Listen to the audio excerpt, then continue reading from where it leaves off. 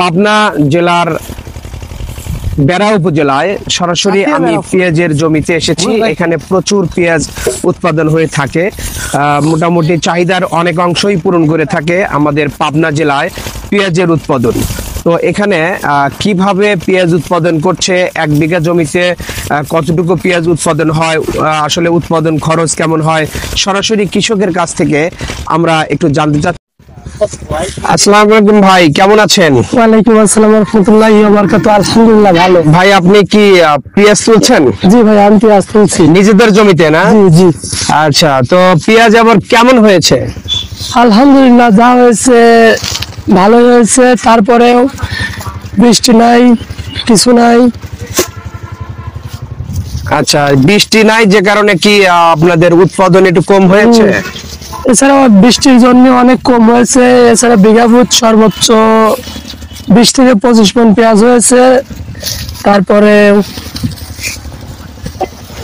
আচ্ছা, এখন 1 বিঘায় মোটামুটি কত মণ হয়েছে?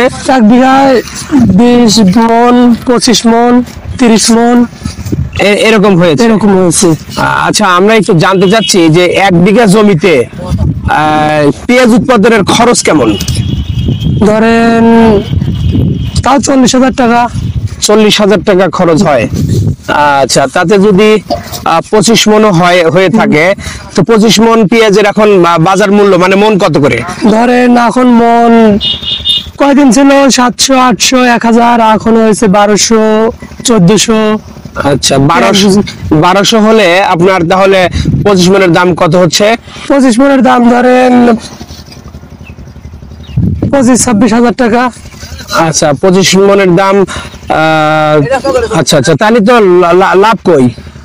লাভ ধরেন এখন আমরা কৃষক, আমাদের লাভ হলেও বুনতে হবে, না হলেও বুনতে হবে। আচ্ছা আচ্ছা, তার মানে এইরকম দাম থাকলে আসলে আপনারা তেমন একটা লাভের মুখ দেখছেন না, তাই তো? না, এরকম থাকলে ধরেন আমরা লাভের মুখ একদম দেখতে পাচ্ছি না।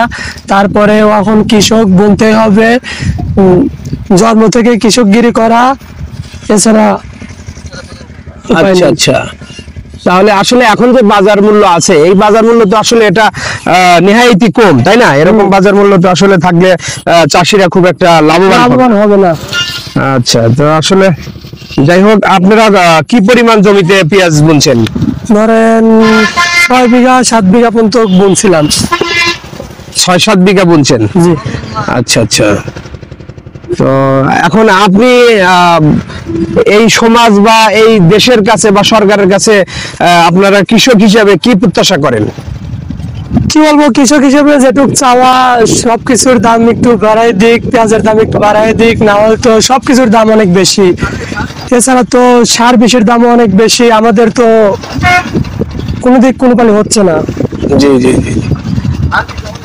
আচ্ছা, এই যে এক সময় দেখছিলাম যে প্রতি কেজি পেঁয়াজ আপনার বাজারে প্রায় 200 টাকা হয়ে গিয়েছিল।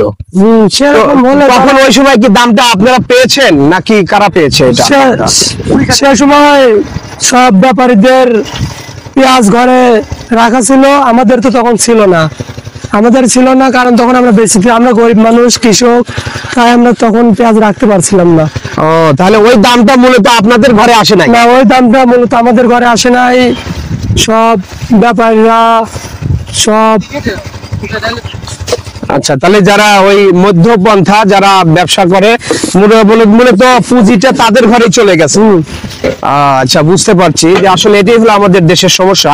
প্রান্তিক পর্যায়ের যারা কৃষক তারা কিন্তু দামটা পায় না। সাধারণত দাম পেয়ে থাকে যারা ব্যবসা করছে, পুঁজি খাটাচ্ছে, যারা পুঁজিবাদী, তাদের ঘরেই মূলত এই অর্থটা চলে যায়। তো বাংলাদেশ সরকারের কাছে আবেদন জানাচ্ছি, এই কৃষকের ন্যায্য মূল্য যেন কৃষক পায়। যারা মাঝখান থেকে পুঁজি খাটিয়ে ব্যবসা করছে তাদের ঘরে মানে কাছে যেন মূল পয়সাটা না যায়। এজন্য কৃষকের আবেদন, কৃষক প্রান্তিক লেভেলের কৃষক বাঁচলে বাংলাদেশ বাঁচবে, কৃষি এগিয়ে গেলে বাংলাদেশ এগিয়ে যাবে। ধন্যবাদ সবাইকে।